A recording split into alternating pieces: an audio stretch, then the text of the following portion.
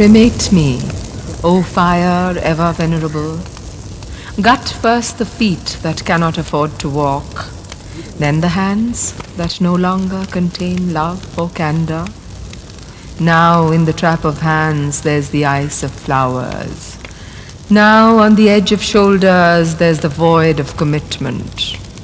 These all you must gut to get to where the heart is.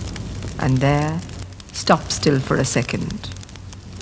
And then you go burning, burning, the wisdom seat looming still, in color and in whiteness, in truth and in falsehood. Excuse the eyes. They perhaps have still something left to see. Ruin them when all their tears are shed. Pray, do not cinch the garlands and the bouquets, dishevelled as they are by their scents. The loving touch of hands still linger on them. Do let them float away free and anarchic down the waters of the Ganga. O fire, forever venerable, cremate me.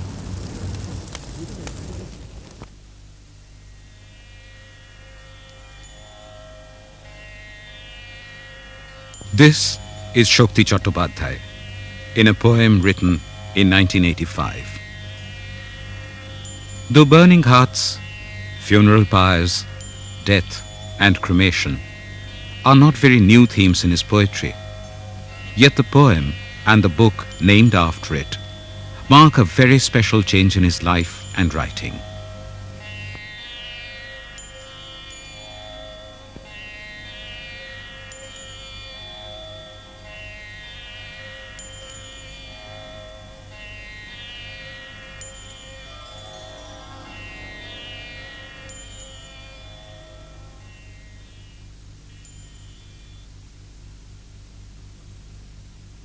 For someone who has changed considerably in style over 4 decades, this change to poems of death and cremation is a signal one.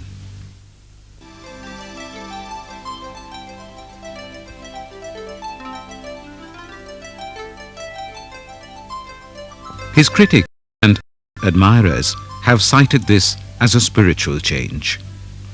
To some, this highly autobiographical poet, even his prose, fiction and non-fiction are autobiographical, appears to have been writing since 1985 his own obituaries in verse.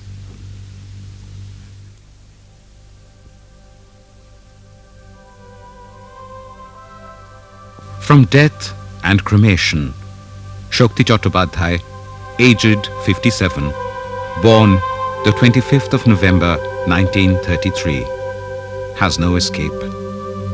For 6 years, he has been living a kind of posthumous life.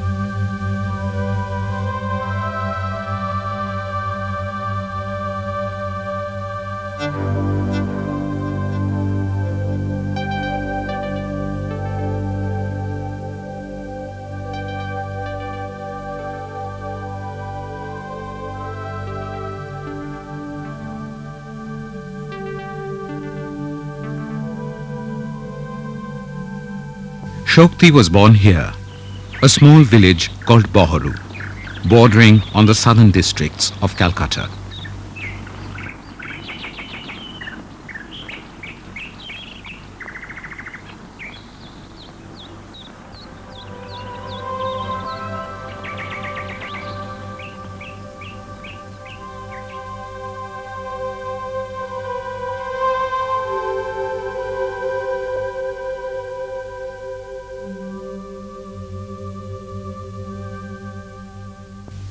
This well side has figured repeatedly in Sakti's prose and poetry. Kuotala, or well side, is the title of his first autobiographical novel.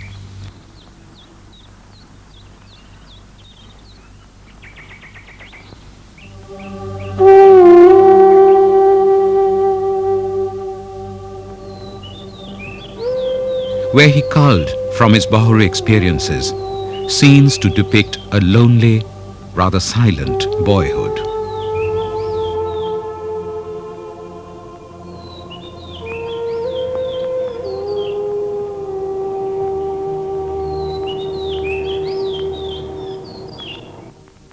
the chirping of birds, the whistle of an Orai breeze through the Devdaru trees, even the silent acoustics of a moon reflected in the waters of the well, built up his first memories of sound and rhyme.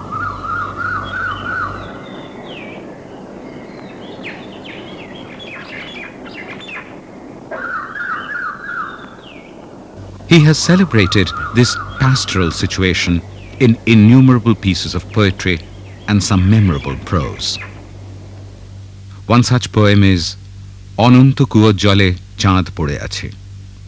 The moon lies in the waters of an endless well.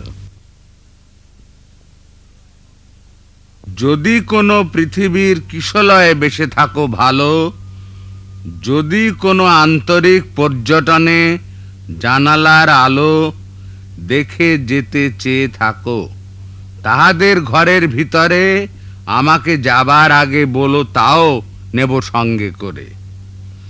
ভুলে যেও না কো তুমি, আমাদের উঠানের কাছে অনন্ত কুয়ার জলে চাঁদ পড়ে আছে। This College Street coffee house bearer, Ramu, has been serving coffee to Shakti and his friends Sunil Gangopadhyay, Sharat Mukhopadhyay, Sandipon Chattopadhyay, Binoy Mujumdar, Amitabh Dasgupta, Devkumar Bosu and others from the days of the Krittibash magazine for the last 37 years. This coffee house has served Shakti and his tribe as almost the official headquarters of all kinds of literary movements. At one of the tables here, the then prose writer Sakti Chattopadhyay accepted a challenge to produce a poem and wrote his very first piece, John. Thus, in 1957 was launched Sakti Chattopadhyay, the poet.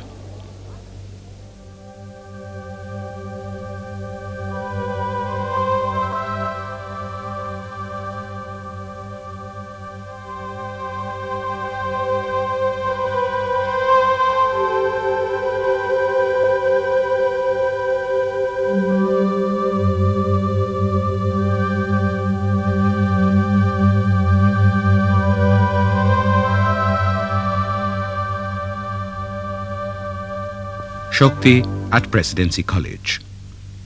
He studied science here for a while and then took up comparative literature in a different university, Jadavpur. Among his teachers there was the senior poet Buddhadev Bosu, in whose poetry journal Kobita he wrote some of his early poems. The early Shakti was a bohemian par excellence in poetry as well as his personal lifestyle.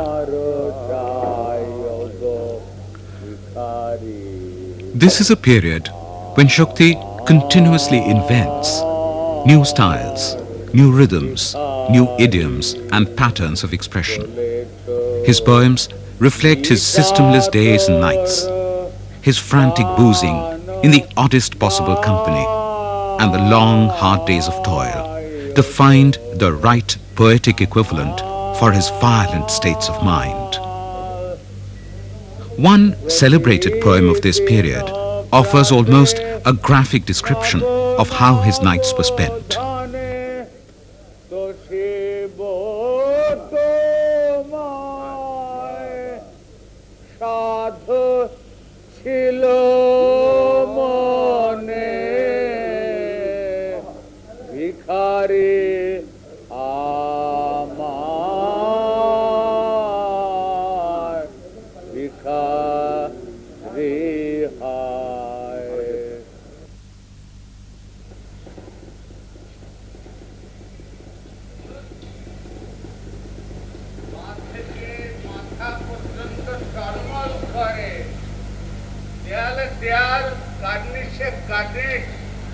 ফুটপাত বদল হয় মধ্যরাত, বাড়ি ফেরার সময় বাড়ির ভিতর বাড়ি, পায়ের ভিতর পা, বুকের ভিতরে বুক, আর কিছু নয়। It's a trembling from head to foot. Walls merge into walls, cornices into cornices. Pavements change in the middle of the night. It's time for homecoming. Home within home, feet within feet, heart within heart, and nothing else.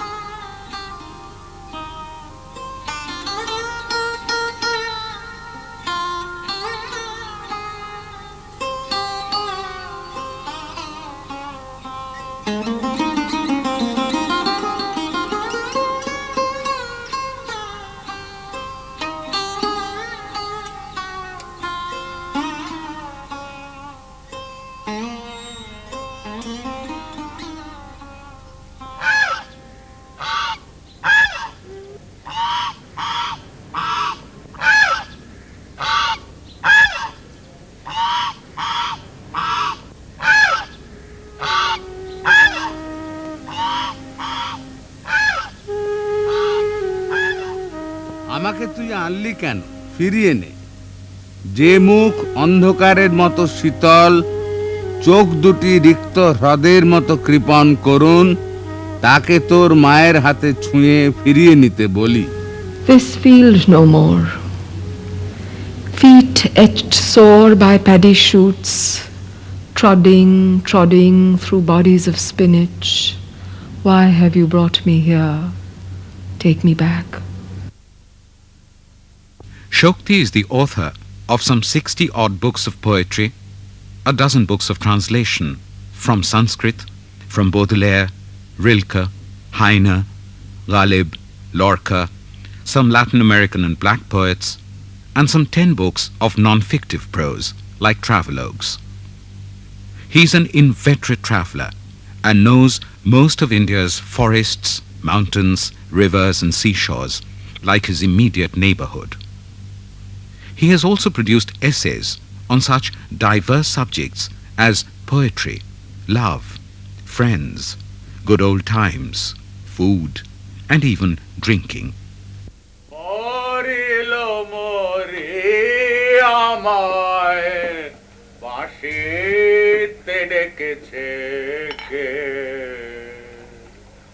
ভেবেছিলেন ঘরে রব, কোথাও যাব না। ভেবেছিলেন ঘরে রব, কোথাও যাব না। ভেবেছিলেন ঘরে রব, কোথাও যাব না। ওই যে বাহিরে বাজিল বাঁশি, বলো কি করে আমায় বাঁশিতে ডেকেছে কে। মরিল রে আমায় বাঁশিতে ডেকেছে কে।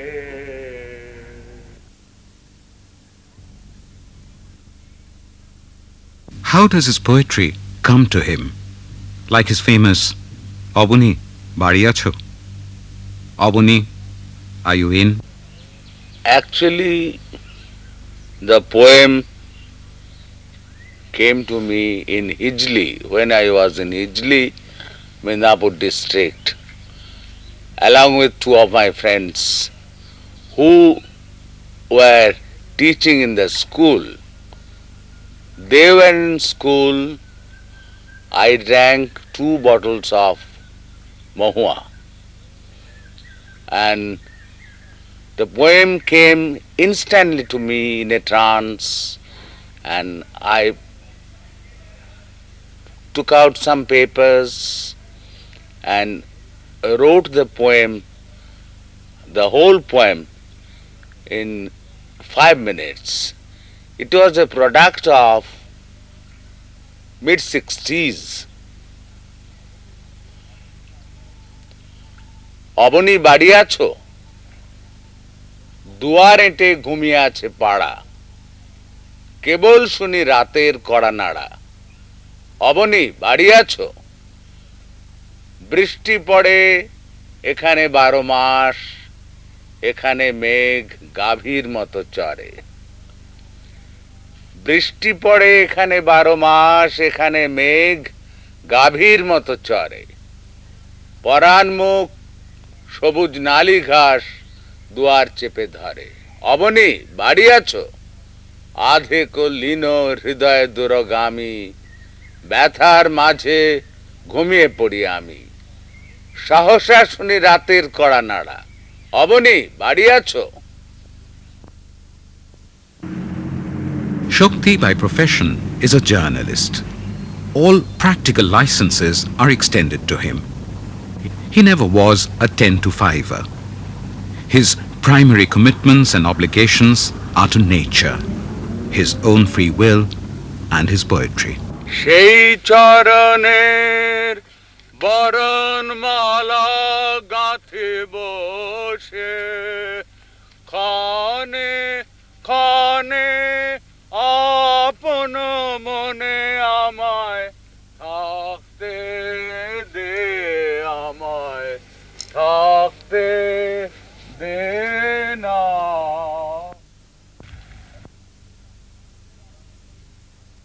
হেমন্তের অরণ্যে আমি পোস্টম্যান ঘুরতে দেখেছি অনেক। তাদের হলুদ ঝুলি ভরে গিয়েছিল ঘাসে আবিল ভেড়ার পেটের মতন। কতকালের পুরানো নতুন চিঠি কুড়িয়ে পেয়েছে ওই হেমন্তের অরণ্যের পোস্টম্যানগুলি। Those postmen of the autumn forest, I have seen them secretly picking like cranes for fish without pause, so profusely mysterious and alert in their business. They are not like the postmen we know, through whom we continually keep losing our splendid letters of love. This poem is a fine example of Shakti mixing his mood with memory. The green forest merges easily into his idea of a woman, though both images at one level are independent of each other. Shakti's mental geography is one endless green forest, interrupted by small hills, green dales, and forlorn rest houses.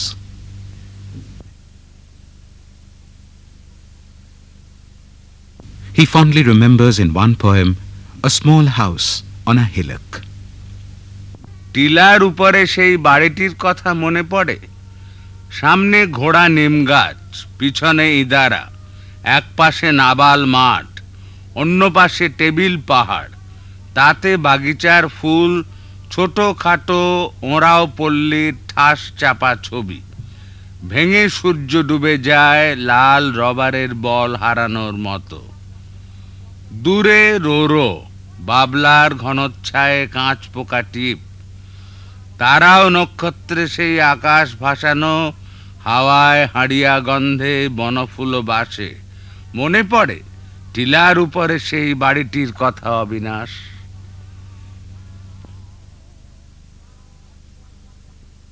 Thus, despite his lifelong obsession with death and cremation, he has refused to leave this world right now. In his Sahitya Academy Award-winning book, Jete Pari, Kintu Keno Jabo, I could leave, but why must I? He has continuously shifted between the two extreme thoughts of quitting life and staying on. Integral to the passion play of his life are his 2 children, daughter Titi and son Tatar, through whom he wants to discover a new sense of living. Memories of his mother, who died in 1991, and his father, who died when Shakti was 3 or 4. Memories of the early years of his marriage, the hard, trying days of financial worries and parenthood, keep him nostalgic in a rather premature old age. Thus, the Shakti who had written his epitaph in his late 40s. After a period of good times, he died an ordinary death. This man, who was a poet and quite a beggar to boot, on his demise the publishers mounted a festival, for with him gone it was relief at last. No more of him at evenings, neatly dressed and calling for cash, always with threats of rampage or carnage of the archives. Come out with the cash, or this house meets fire and dash. Yet fire took toll of him, that poet and beggar. Nevertheless, stares back at life from his supposed funeral pyre and declares in no uncertain terms, "Jete pari, kintu keno jabo?" It's better to turn round, I think. I have smeared my hands with so much dirt for so long. Never thought of you the way you are. Now, when I stand near gorges at night time, I hear the moon calling, "Come, come hither, come." Now, when I stand asleep on the banks of the Ganga, the logs of the funeral pyre beckon, "Come, come over, come." I could go, in whatever direction I chose, I could, but why should I? Holding my child's face in both hands, I shall plant instead a kiss. I shall leave, but not just now, not at this inconvenient hour and just by myself. When I go, I shall take you, all of you, with me.